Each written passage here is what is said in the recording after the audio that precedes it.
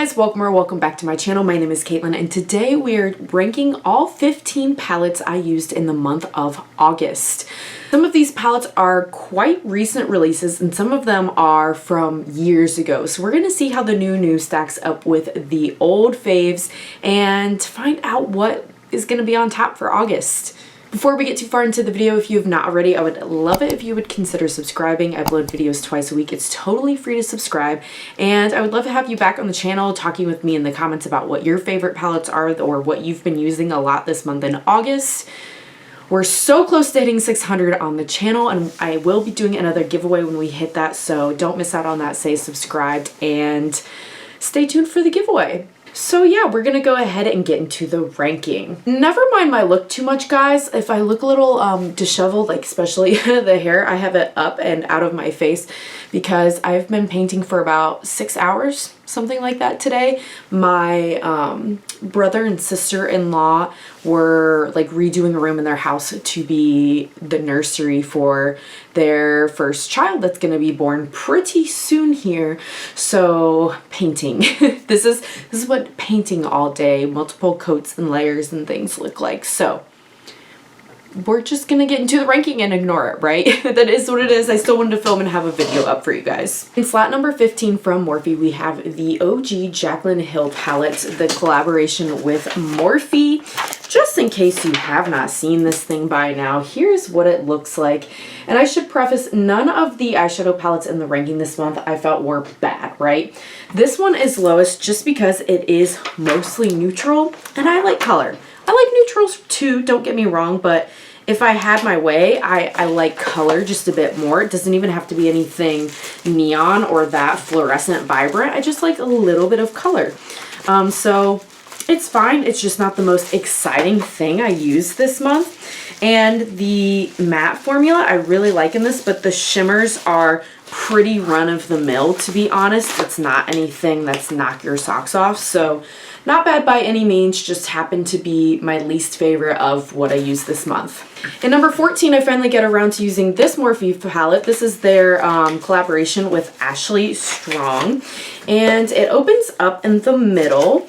I liked this one too, no problems whatsoever. I like this color story more than the Jaclyn Hill one because it does have a little bit of pops of color with some like mustardy and green colors. So it's a little more sparking my creativity than the like just total neutrals. I know there's a few colors in the Jaclyn Hill one, but I just think this one is nicer. This periwinkle is super nice in this corner too. The quality is about the same. I will say their shimmers in this one, and this one came out much more recently, are more impressive to me. I specifically used I Am Unique down here, and the texture was much more impressive, like as far as the glitz that you get. Than the Jaclyn Hill collab. So these came out years apart from each other, so glad that, you know, maybe they're improving their formula as they go here. But this one was 14 because, like, while the color story was better, the formula still didn't beat out the other stuff I used this month. In number 13 from ColourPop, we have the Tinkerbell palette, which is also called the Sprinkle a Little Magic palette. This one I ranked here because I think that the quality is better than the two Morphe palettes, both the mattes and the shimmers. However, the color story is just a little boring to me, to be honest. I don't know what I expected when I got it, but you pretty much can just go like green or pink and then you have a gold. So it's not super versatile. It's nice quality and it's fine for pinks and golds. These two both make really nice blushes, so that's nice. There's nothing like wrong with it per se. It's just like, I don't know, it wasn't as exciting when I used it as I thought it would be when I bought it. I don't know, it just didn't spark things for me as much as I thought it would. So that's why it's not higher. And number 12 from Give Me Glow is the Sweet and Sticky palette. I think this one is only $15. I talked about this in my recent best neutral eyeshadow palettes video. I'll leave that linked if you haven't seen it yet. And I'll leave linked, by the way, like if I have videos with any of these palettes where I've got them more like in action, I'm using them making looks and you want to see them more close up instead of me just holding them up, you can watch those, absolutely. But this one, Quality is another step up from the other palettes I've mentioned so far. It is, in my opinion, one of the best neutral palettes. It's just a simple 6-pan, but these shimmers are so good. I mean, I want to show you Icing Drip right here. Like, oh, pure white, just like icy, wet looking. Like, do you see how it looks like I just put like moisturizer or something all over my hand versus this one's just like flat in comparison? Yeah, this one's the one with the highlighter on it. Well, I use it as a highlighter, but you know, it's an eyeshadow palette. But Icing Drip is amazing. The mattes are so easy to blend, and yeah, this is just a really nice formula. I just didn't rank it any higher because it is a 6-pan neutral palette, and like, it doesn't lend itself, in my opinion, to a lot of creativity, but it is a beautiful neutral glam palette if that's what you're looking for. In number 11, I ranked the ColourPop Small Quad. This is their collab with Animal Crossing, and this is the Nook Ink palette. So I love the packaging, I love the theming, and I love mint. Like, I love minty greens like this. I didn't rate it any higher because it does have this CEO is a pressed glitter. When I used it, I used this as a face highlight because it's not considered eye safe. So honestly, that's what kept me from ranking it higher. I know it's a one-trick pony, but it's just such a fun collab and such a fun little mint thing that it excited me more than the things I ranked lower than this. It just did. You can agree with me, you can disagree with me, perfectly fine. Would love to hear it and chat with you in the comments, but that's just my feelings personally. In number 10, I ranked the Huda Beauty Naughty palette. So I used several of these this month. This one is new to my collection, and it's very high quality. It's very nice. I just think this is a little more like chocolatey, like deeper, almost borderline like burgundy, some of these shades, and I just didn't reach for this one as much as the other two Huda Beauty palettes that I used this month, but it's a very, very nice quality. I especially like Passion, the swirled one. When you swatch it, like, it looks like it's gonna be brown, but it's this like brown blue shade. It kind of reminds me of the shade I have seen in the new collab between Laura Lee and Manny MUA, the Full Fantasy, that blue shade in that palette. It reminds me of that a bit, at least what I've seen. I don't own that palette, but I feel like having this and getting this half off when I did at Sephora has kind of helped me fill the void to not need to buy that full collection and everything, and feel kind of like I've got some new in my collection without spending and getting all of that. So really, really nice, but I like some other ones better. In number 9 from Glamlight is the Rick and Morty palette. I did a full video review on this collection. Here is this massive palette, and we've got color, people. We've got color. It's in the house. The shimmer's really nice. The mattes were really nice. I didn't have any issues with this. Really, the only reason I didn't rank it higher is because while I do like color, I don't tend to go for, honestly, a lot of like rainbow bright color moments. And I did in that video, and they were perfectly fine, nothing wrong with them. One of them I even wore on my birthday, really liked it. We'll see how much I reach for this now that I've like finished filming stuff. You know, sometimes I'm guilty of getting stuff, filming with it, and then never touching it again. I'm making it my goal to not do that with this one, just because it is so rainbow. We'll see what happens. I just didn't like it as much as other ones I tried this month because it was rainbow. Like, the formula was nice. It's more of a color story for me. Love the packaging, love the show, all of that. It just, that's where it fell this month. And number 8 from Laura Lee Los Angeles is the original Nudie Patootie palette. This was another one I had in my top 10 best nude palettes video. And I used it again since I filmed that video. I pulled out Jaybird again. I love this shade. It's one of the first more like flaky textured metallics that I had in my collection, and it's a duochrome. It's like a deep pinky peach-ish color flipped to a gold. I don't know if you can see the flip there on my finger or not, but the texture is lovely. The flip is lovely. These mattes, oh, I know I put it in my best of, but then I used it again after that and was like, no, but really, no, but really. These mattes are so stinking creamy. I don't even know if you can see that streaking. It's so like close to my skin shade, but This is super nice, you guys, and I don't know if you can get this one on their site anymore. It might be out, but it's the same formula as the Nudie 2. It's a slightly different color story, but it's the same nude vibes. So if you want to try the eyeshadow palette formula, they also have a whimsical something palette I don't have, but it's got some more like gold and green if you don't want just the total nude and you want like a little pop of like muted color. You could try that one as well. But yeah, I just remembered using it and making that video just how much I genuinely like this one. I don't hear a lot of people talk about this anymore, and maybe because it's so old, but it's lovely. It really is. It's just not any higher because it doesn't have a lot of color, but the formula is amazing. And number 7 from Huda Beauty is the Empowered palette. This one I have really enjoyed, not only for the color story. It is still kind of chocolatey, but it's got a little bit more like warm tone, almost like peachiness to it than the other palette, which I just have found I've used more. And also some of these kind of like, I don't know what I would call it, like deep dusty purple type shades, like cool toned ish. And Purpose and Worthy, these two like gel cream shades, makes this one higher to me than the Naughty palette. Really enjoyed this one too. They're just so easy to make like a kind of quick and easy glam elevated look, and I love that about these.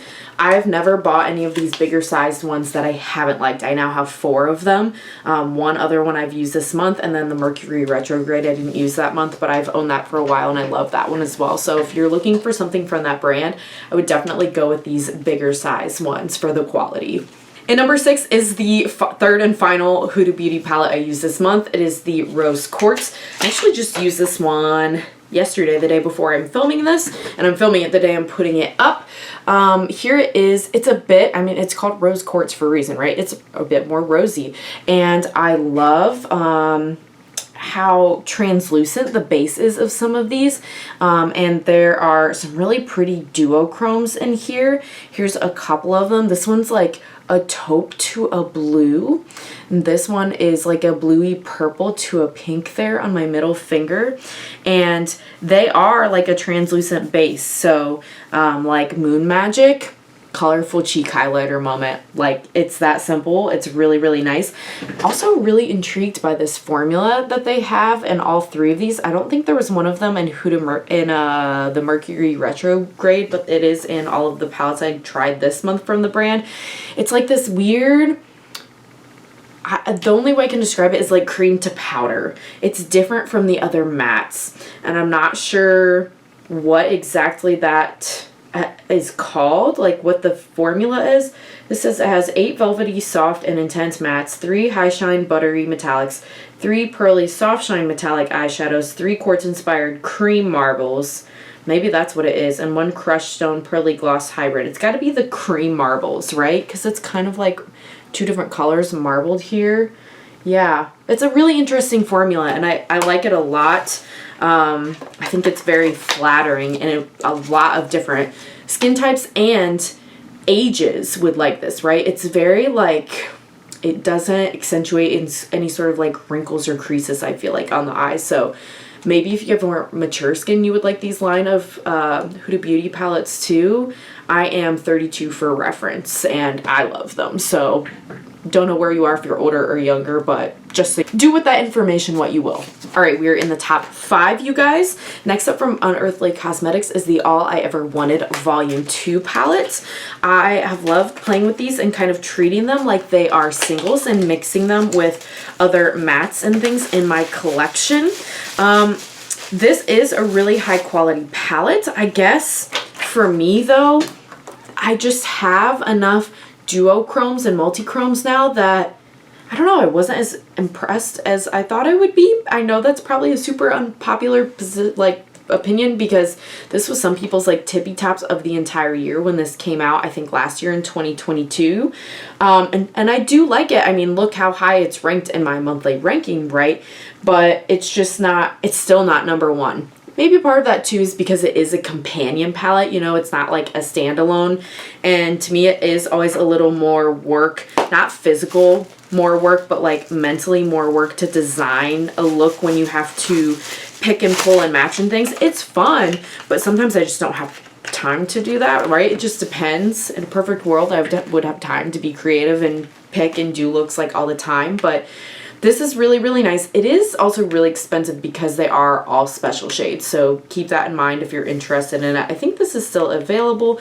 I didn't get the volume 1, I only own volume 2 because a lot of the shades in the volume 1 were repeats from some of their other palettes that I already own, and I just didn't feel the need to have the shades twice, and there weren't any shades in there like in addition to that I felt were special enough. So this is the only one of the all I ever wanted palettes that I have. I don't have like that collectionist mentality of like I have to have everything, so that's why this one is where it is. Don't be mad, don't be mad, don't be mad. I love Unearthly, I do. Don't take this as shade, I love though. In 4th place from Fantasy Cosmetica is the Bard palette.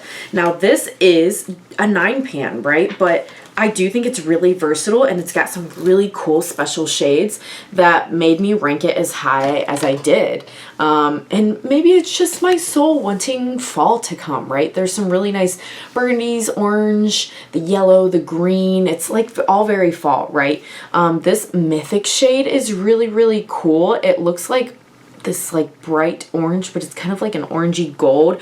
Hyper, like very, very high shine metallic, like not sparkly like how if you know Glaminatrix shimmers at all, it's not quite like that. Oh my gosh, speaking of, I forgot a palette. Oh my goodness, I used another one. I used 16 this month. Okay, I'll add it in there. It's gonna be in the top 5 anyway, so I'll fix that in a minute. Because it's from Glaminatrix. That's why that trigger that in my brain. But this is amazing. I think the only shades I haven't used Lore or Legend, honestly. Those are the only 2 I haven't used. Charismatic, this like champagne, I've used as highlighter. That's not what I'm wearing today, but I've used it before as highlighter. It's very, very nice for if you have like my skin tone, maybe if you're a medium. I don't know how it would look on a deep skin tone, but yeah, it's everything I want. You can do so much with it for it just being a 9-pan. Both the mattes and the shimmers are wonderful.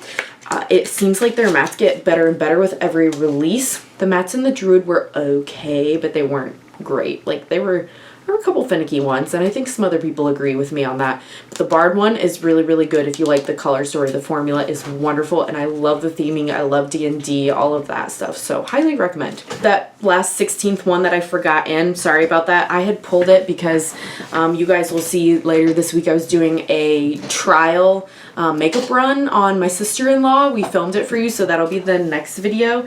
And I forgot to put that palette that I was testing with her back into my monthly palettes that I use. So this is number 4 again, right? Just scoot everything down, right? You're still seeing them in order from least favorite to favorite. Sorry, the number is going to be off by 1, but hopefully you will forgive me.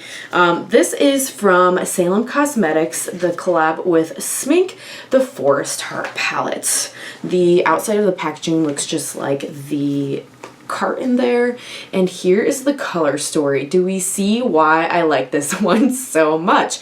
And do we see how this one is different than the Rick and Morty, right? It's colorful, but it's not like a primary color rainbow palette, right? It's kind of rainbow, but it's got pinks and purples and like just different hues than your normal primary rainbow colors. That's how I most enjoy my color personally. My favorite shade in this whole palette is this one called Wings. I mean, look at that. It's so pretty. It's like a purpley, bluey, pink, shifty shade. It's like one of those soft putty formulas that I love so, so much. And yeah, this is just my first purchase from this brand. I'm loving it so, so much. I really want to get the Salem and the Witch palette from them that's on pre-order right now. And you can go so many ways with this. I like that they actually have like a couple, like a deeper and a lighter brown, so you can mix some neutrals if you want, with your green, with your pink, with your purple. Like you can go wherever you want. Dusk is also another one of those like kind of orangey gold shades, similar to what I showed you in the Bard palette from Fantasy Cosmetica. This one's really good, you guys.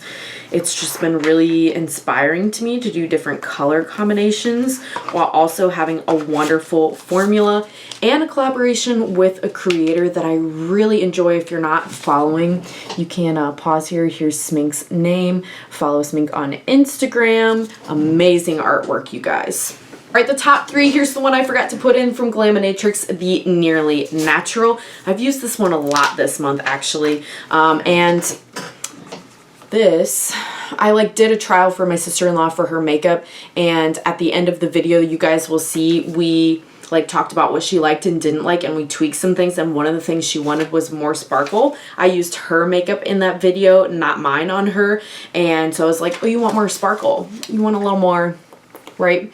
Because I think we used like Makeup Revolution on her, which the shimmers were okay, but it was like a traditional shimmer and she wanted something glitzy. So I was like, Mama, I got you, right? The Glaminatrix. Specifically, I used Naked Eye on her. I have so many swatches going right now. I need to find a non-shimmery hand so that it's not mixing with another shade.